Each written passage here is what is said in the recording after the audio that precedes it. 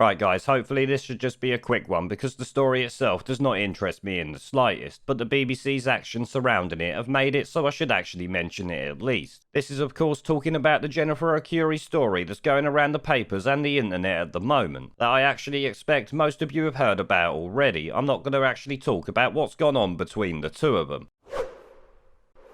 Now personally, I think it's a nothing story considering what the media should be calling Boris Johnson out for, but of course the BBC hiding it certainly makes it seem like a much more important story than it needed to be. I mean, let's be honest here, we're talking about Boris Johnson, the man who has shat all over our freedoms for the past year and continues to do so while talking the utmost amount of shit possible. This is something the media should be exposing him for, not the fact that he's been belt feeding some cretin a spunk trumpet a bit of pork sword behind his missus' back. That shit is on him and on him entirely. The damage he is doing to the country is more important to my mind and should be more important to everybody else, let's be honest. But as far as I can tell, this story has resurfaced since around Saturday, with the BBC seeming to be avoiding it like the bubonic plague, especially on their big political talk and news programmes. Because as some of you might have noticed, the Andrew Marr show yesterday completely skipped over the Mirror's article on it, literally avoiding the subject entirely, which was continued this morning on Radio 4's Today programme, where many people have pointed out that both paper reviews in that show missed out the story completely, which is obviously front page news on a massive newspaper with an exclusive story taking up another 5 or 6 pages inside. Which I kind of agree is certainly strange for the BBC to do, especially when you consider the BBC have been quick in the past to jump on the bandwagon with many others.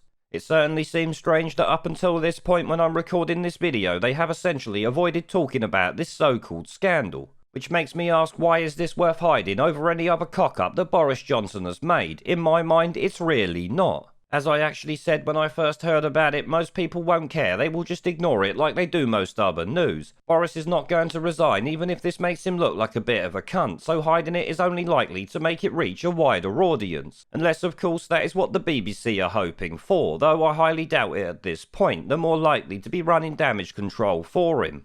But if they were trying to run damage control for him, then it obviously hasn't worked, because it's now got me talking about it when I actually had no plans to do so. Because like I said at the beginning of this video, I actually do not care and never will. I mean, I would actually like to know who gives a flying fuck if Boris Johnson has belt fed this trout some dick in the past, while he is shitting on our lives daily at this point. Because I have to say, if you are, then you seriously need to sort your priorities out. Him cheating on his missus obviously makes him a bad husband, but it doesn't make a difference to anything outside of that. In fact, I actually said the same thing in 2019 when I supported Boris Johnson getting Brexit done. Who he sleeps with, cheats on, or gets naked pictures off is his own business. It makes no fucking difference to me.